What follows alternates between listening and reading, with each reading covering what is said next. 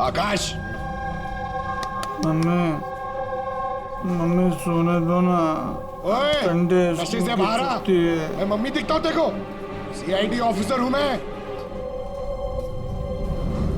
हट। अरे वाह, बारिश हो रही है। Hey, Where is my umbrella? खड़ा करो उसे, खड़ा Where is करो। my umbrella? उठो। चल इधर। आकाश, आकाश जी उठिए, सीआईडी वाले आए हैं आपसे पूछताछ करने। Good morning. Good morning. Good morning. बात आ रही है, इसको इलायची खिलाओ। मुझे मालूम था सीआईडी वाले एक दिन आएंगे मेरे पास। hey, मालूम था मतलब? रविंदर के खून में तेरा हाथ है? हाँ? रविंदर? हाँ? कौन रविंदर? मैं किसी रविंदर को नहीं जानता। तू रविंदर को नहीं जानता? तो फिर ये क्यों बोला कि तुझे पता था कि सीआईडी यहाँ पे आने वाली है? क्योंकि मुझे भी सीआईडी बनना है, देश की सेवा करना है। लेफ्ट। आकाश, केशव बिल्डिंग, फ्लैट नंबर 105, वहाँ रहते थे ना तुम? रहता था, लेकिन उन लोगों ने मुझे लात मार के भगा दिया। मेरे पूरे कपड़े भी नहीं दिए। I have only this shirt. I'm very poor.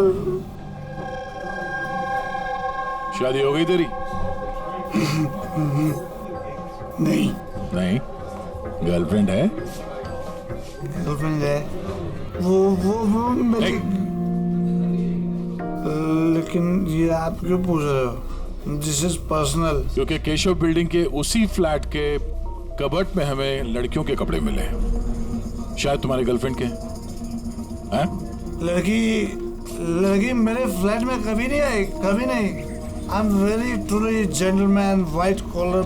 Sir, ये कबीर जी सर, वो भी अकेले रहते थे और इसके जाने के बाद वहां कोई रहा ही नहीं। रहता कैसे नहीं था? जब मैं अपना बाकी का सामान लेने गया था ना, तो वहाँ 2 लड़कियां थी। ये लो अपना सामान और निकलो यहाँ से। क्यों मालती? झूठ क्यों कहा हमसे कि उस फ्लैट में सिर्फ 2 ही किराएदार रहते थे? एक तरफ आप अपने पति के खूनी को फांसी पे चढ़वाने की बात करती हो, झूठ बोल के हमें गुमराह किया आपने, क्यों? नाटक करिए सर, इसी ने अपने पति को मारा और अभी हमारे सामने खड़े होकर आंसू आ रही है। सर मुझे इसके साथ 2 मिनट दीजिए सर, देखिए सच कैसे बोलती है। ये क्या कह रही हैं आप? इनके बारे में ऐसे कैसे कह सकती हैं? आप सीआईडी वाले इतने पत्थर दिल कैसे हो सकते हैं? किसी का दर्द समझने के बजाय आप उन्हें टॉर्चर कर रहे हैं, उन्हें तकलीफ पहुंचा रहे हैं। अच्छा, आप दोनों को बड़ी फिक्र हो रही है? आपकी तारीफ? मैं मालती की छोटी बहन रजनी हूँ और ये मेरे हस्बैंड है। तो फिर रजनी जी, आप सभी ध्यान से सुन लीजिए। अगर मालती ने हमसे कुछ भी झूठ कहा ना, तो ये जेल जाएगी, जेल।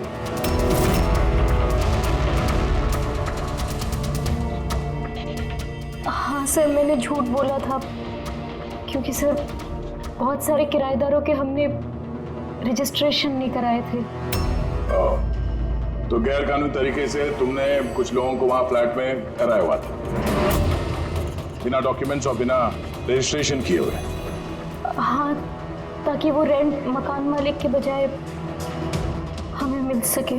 अच्छा, तो इसका मतलब है और भी लोग रह रहे थे इस फ्लैट में इन 2 किराएदारों से पहले, है ना? तो फिर फ्लैट की चाबी उनके पास भी हो सकती है, क्यों? हमें उन सबकी लिस्ट चाहिए, किराएदार चाहे कानूनी हो या गैर कानूनी, मगर इस बार लिस्ट से एक भी नाम गायब नहीं होना चाहिए, वरना तुम्हारे लिए अच्छा नहीं होगा। सुषमा जी, दीदी निशांत भैया से डायरी ले आओ। जी ठीक है। ये डायरी लेने बाहर क्यों जा रही है? वो किराएदारों की लिस्ट वाली डायरी रविंदर ने हमारे पड़ोसी के यहाँ रखवाई थी। वाह, ताकि अगर कोई आपके इस घर की तलाशी ले तो आपकी पोल नहीं खुलेगी। रजनी जी, आपकी बहन बड़ी होशियार है, क्यों?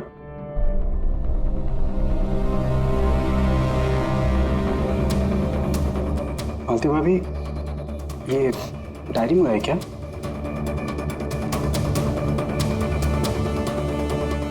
भाभी सब ठीक है ना?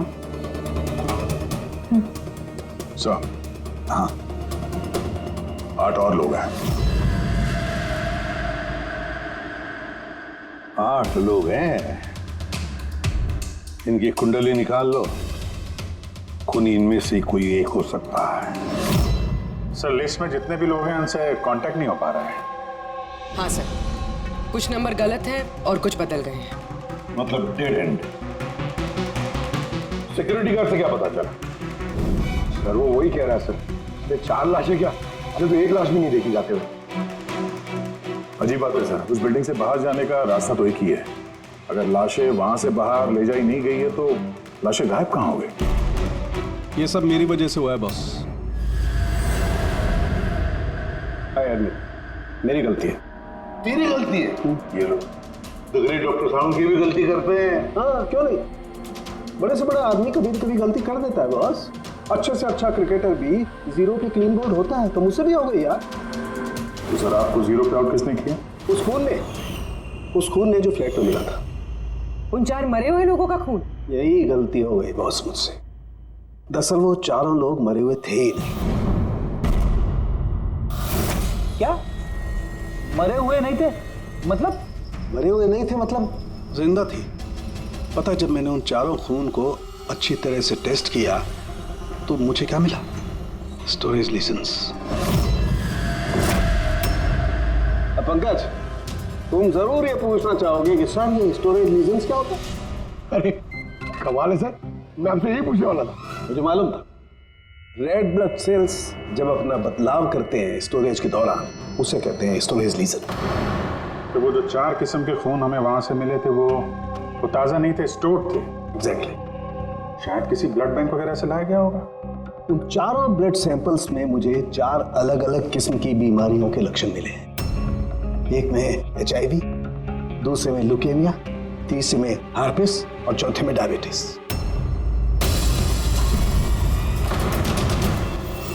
कंटामिनेटेड खून, मतलब ये 4 खून के सैंपल किसी ऐसी जगह से लाए गए हैं जहां पे बीमारी वाला खून स्टोर होता है सर।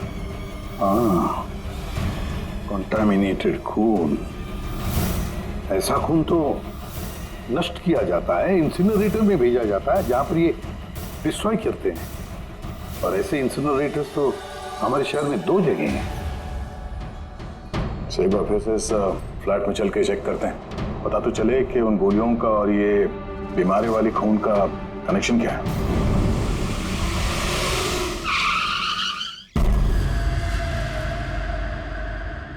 केस तो कुछ ज्यादा ही उलझता जा रहा है।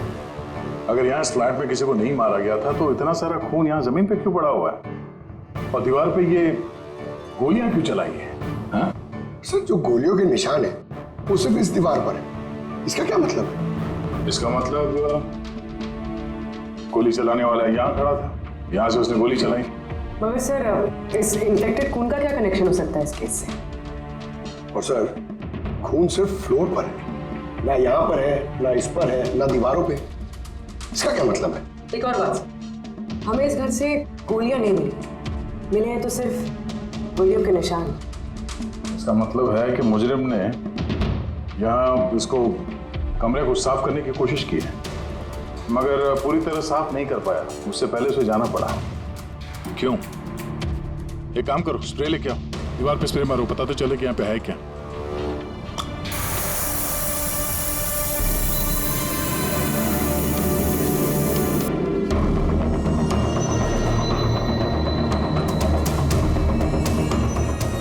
यहाँ पे भी खून के निशान है, नीचे तक है ये तो, सिवाय इस जगह के। सर ये देखिए, गोलियां यहां लगी हुई हैं लेकिन गोली का निशान यहां पर नहीं है।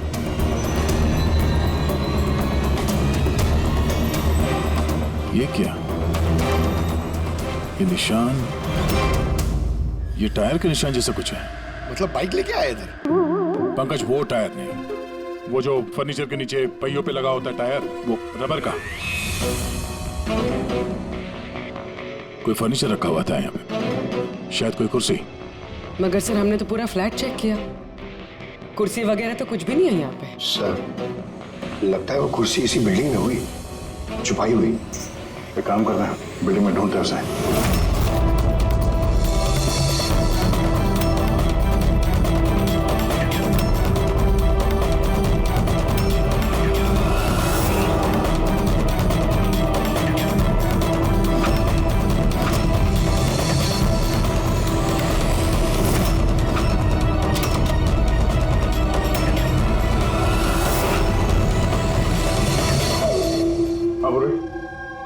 मिल गई कुर्सी।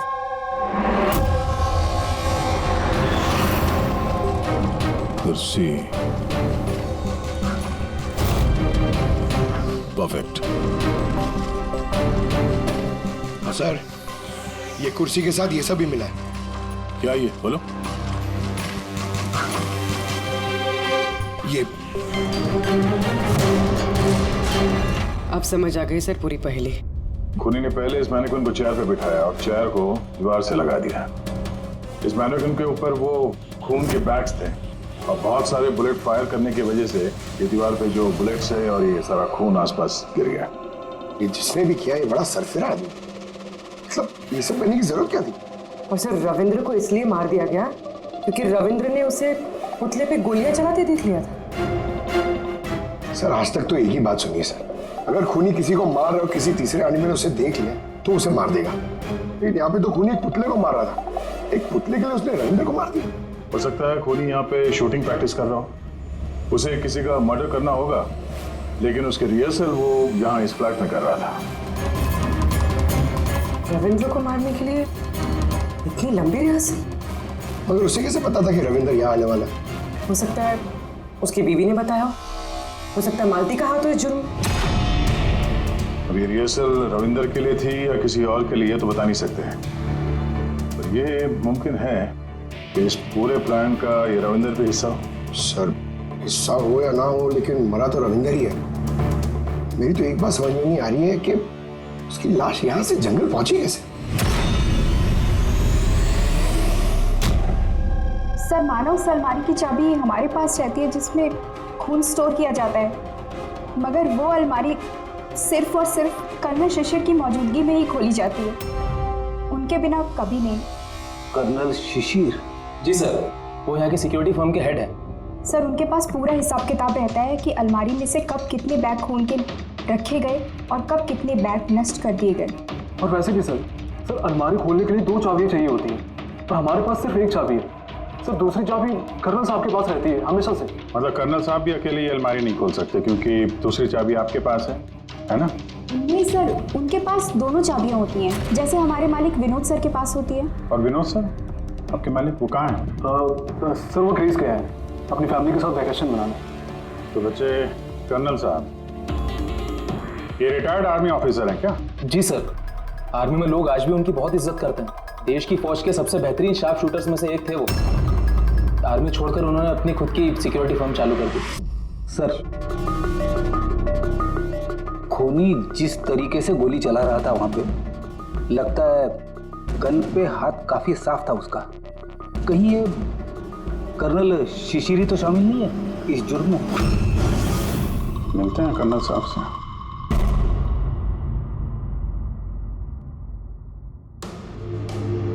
पंकज एक बात बताओ, अगर तुम्हें किसी पे गोली चलाने की प्रैक्टिस करनी है तो वो कैसे करोगे? और फायरिंग रेंज जाऊंगा और प्रैक्टिस करूंगा सर। एग्जैक्टली, मैं भी वही करूंगा। कोई भी नॉर्मल इंसान यही करेगा, फायरिंग रेंज पे जाएगा और टारगेट प्रैक्टिस करेगा। लेकिन खूनी ने रिहर्सल करने के लिए इतना झमेला क्यों उठाया?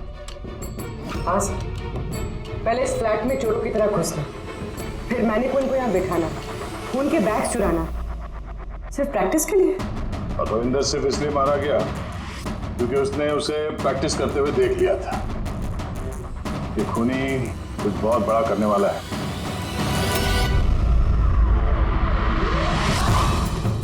पूरी ट्यूशन देना सर।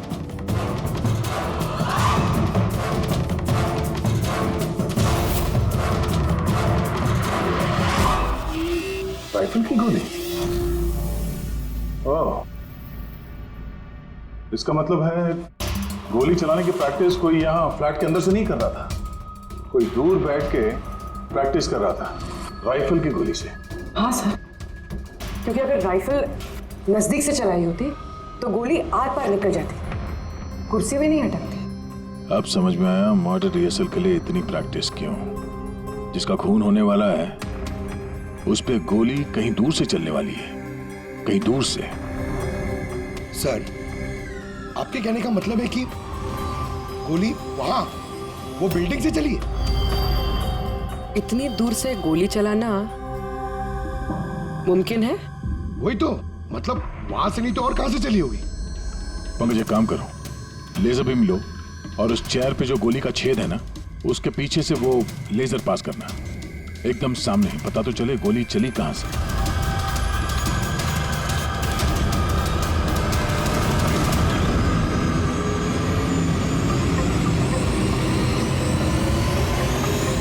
बिलबोर्ड? कोई बिलबोर्ड से गोली कैसे चला सकता है, वो भी सड़क के बीचों बीच?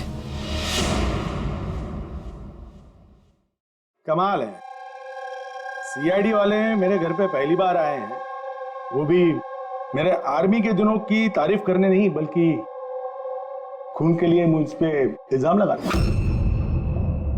इल्जाम नहीं लगा रहे हैं, सिर्फ अपनी ड्यूटी कर रहे हैं, और ड्यूटी की अहमियत आप जैसे फौजी से बेहतर कौन समझ सकता है। तो आपको ये भी पता होगा अभिजीत बाबू कि आपके और मेरे जैसे सिपाही देश की रक्षा करते वक्त अपनी जान दे देते हैं, लेकिन अपने देश से और अपने काम से कभी गद्दारी नहीं करते हैं। देखिए, ना तो मैंने उस खून की चोरी की है और ना ही मैंने किसी का खून किया है।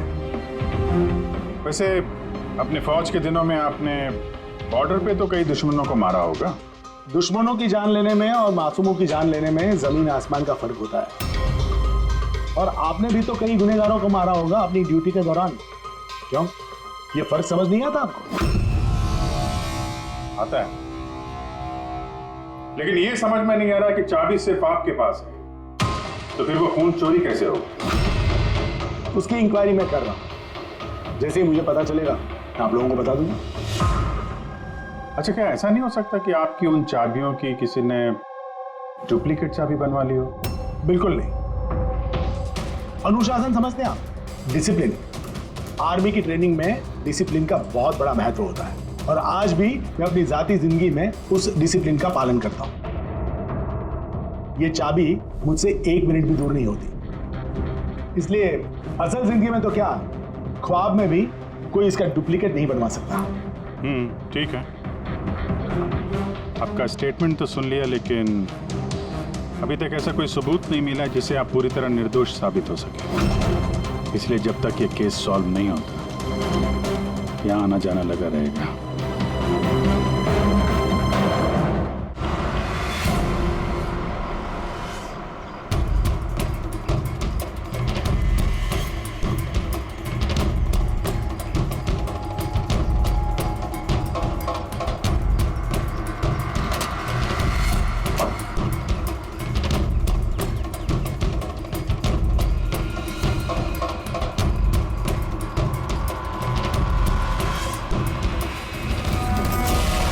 इस मेटल बोर्ड को नट से फिट किया गया था ऊपर। सूंघो इसे।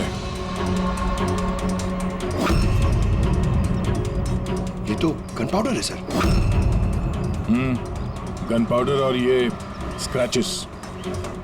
बहुत लंबी प्लानिंग की थी। क्या लंबी प्लानिंग होगी सर?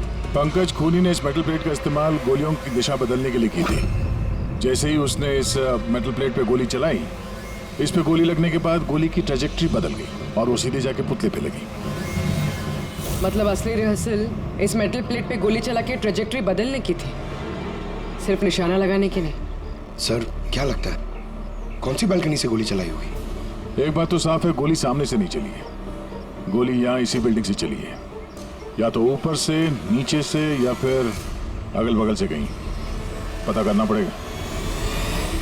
कोई ना कोई बहुत जल्द मरने वाला सा है, ठीक उसी तरह से जैसे खूनी ने उस फ्लैट में खून की रिहर्सल की थी। इस मर्डर को होने से रोकना होगा सर, किसी भी हाल में। सर उस बिल्डिंग के एक एक फ्लैट की एक एक ईंट चेक की सर, लेकिन पता नहीं चला कि खूनी ने गोली कहां से चलाई है।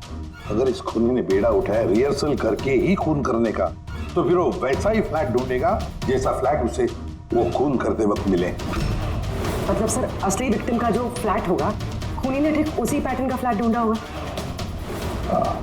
हर बिल्डर का अपना एक अलग पैटर्न होता है फ्लैट्स का, एबीसी का अलग, XYZ का अलग। तो हमें उस पैटर्न का फ्लैट देखना होगा सर, जैसे वहां उस रिहर्सल में यूज हुआ था। सर ये बिल्डिंग तो आकव बिल्डर की है और इनकी कुल मिलाकर 24 प्रॉपर्टीज है पूरे शहर में। मतलब जिसका खून होने वाला है वो 24 बिल्डिंग में से किसी एक बिल्डिंग में हो सकता है। लेकिन 24 बिल्डिंग में से 7 बिल्डिंग्स ऐसी हैं जिसका पैटर्न इस रविंदर के फ्लैट से मिलता है। मतलब हमें 7 के 7 बिल्डिंग ढूंढनी पड़ेंगी। 7 बिल्डिंग, अगर एक बिल्डिंग में 50 फ्लैट है तो 350 फ्लैट, सब बहुत ज्यादा वक्त नहीं लग जाएगा। तो अगर चाहे जो कुछ भी हो करना तो पड़ेगा ही। सर ये कर्नल शिशिर गड़बड़ आदमी है सर।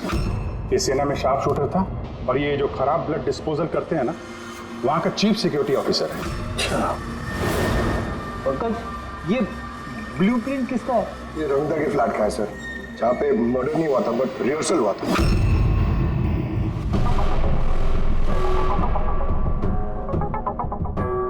ये तो कर्नल शिशिर के फ्लैट जैसा है सर।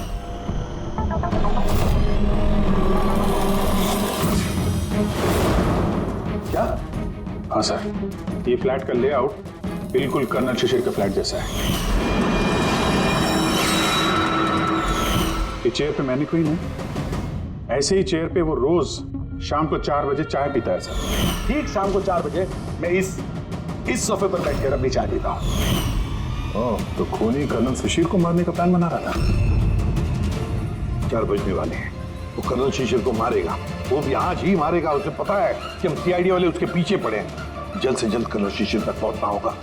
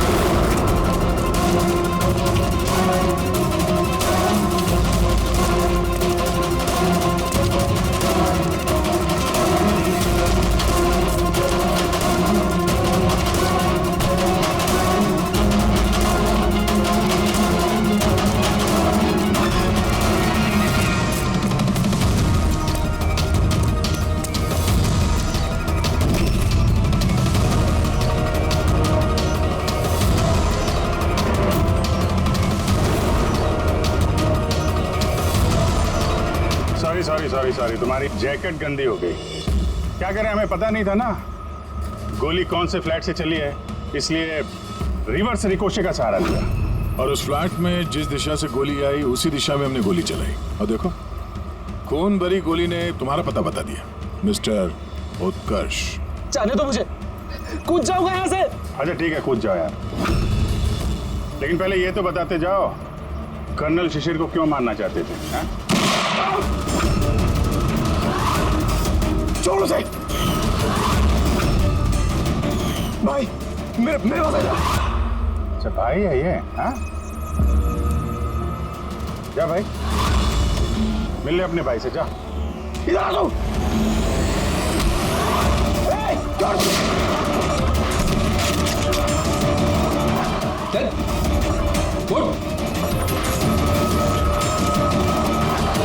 निशांत, निशांत और उत्कर्ष, तुम दोनों भाई हो। पर किस बात का बदला लेना चाहते थे तुम लोग कर्नल शिशिर से? आपकी मौत का। इस आदमी ने हम दोनों के सामने हमारे बाप की जान ली। तुम दोनों दीपक के बच्चे हो? मैं आज भी नहीं भूल सकता, जिंदगी में पहली बार ट्रिगर पे उंगली रखते वक्त मेरे हाथ कांपे थे, क्योंकि मैं दो मासूम बच्चों के सामने उनके बाप को नहीं मारना चाहता था। दीपक एक आतंकवादी था,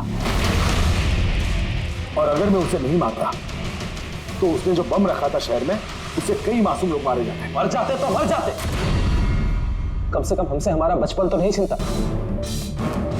इतना प्यार करते थे हम अपने पापा से। ने उसी दिन कसम खा ली थी कि इस आदमी को हम वैसे ही मारेंगे, वैसे ही राइफल से। इसलिए मैंने पता लगाया कि तुम कहाँ काम करते हो, और फिर उसी कंपनी में नौकरी करी। तुम्हारे घर का एड्रेस भी पता लग गया, और फिर किसी ना किसी बहाने तुम्हारे घर आकर मुझे तुम्हारा डेली रूटीन पता लग गया। और उसके बाद मैंने एक ऐसे फ्लैट की तलाश शुरू कर दी जिसका डिजाइन और लेआउट बिल्कुल उसके फ्लैट जैसा हो। जैसे ही मुझे रविंदर का फ्लैट मिला, मैं उसके पड़ोस में शिफ्ट हो गया। मैंने उससे दोस्ती कर ली, और दोस्ती के बहाने उसके घर आते जाते उसके घर की डुप्लीकेट चाबी बनवा ली तुमने? हाँ? और फिर मैंने उस खून वाली अलमारी की भी डुप्लीकेट चाबी बनवा ली, कंपनी के मालिक की चाबी की मदद से, उनके ग्रीस जाने से पहले। जब रविंद्र फ्लैट में आया तब क्या हुआ? उसने मैं मर्डर का रिहर्सल करते हुए देख लिया। अगर मुझे नहीं मारते तो हमारा पूरा प्लान चौपट हो जाता। और फिर निशांत उसे घर के बाहर लेकर गया। सुन, ज्यादा होशियारी की ना तो वहीं गोली दाग दूंगा। चल। और मैं पीछे घर के अंदर ही रुक गया, साफ सफाई करने के लिए। उसके बाद निशांत रविंदर को जंगल लेके गया और वहीं पे मार डाला, और उसकी लाश भी वहीं दफना दी जंगल में। हाँ, अगर वो बेवकूफ लोग वहां फिल्म की शूटिंग नहीं कर रहे होते तो तुम लोग को ये लाश मिलती भी नहीं। भूल गए तुम कि कोई भी गलत काम, कोई भी जुर्म छुप कर नहीं रह सकता, सामने आता ही है। एक बात बताओ उत्कर्ष, फ्लैट की साफ सफाई करने के बाद भी वहां पर खून कैसे मिला? क्योंकि इससे पहले मैं पूरी सफाई करता, आप लोग वहां पर आ गए। मैं दीवार से गोली निकाली, उसके ऊपर का खून साफ करा, टेरेस पर कुर्सी और मैनिक्विन रखकर वापस आ ही रहा था कि वहां आप लोग आ गए। अब जेल की सलाखों के पीछे बैठकर बदले की आग में क्या खोया क्या पाया, ये सोचते बैठना, कानून तुम्हें कड़ी से कड़ी सजा देगा।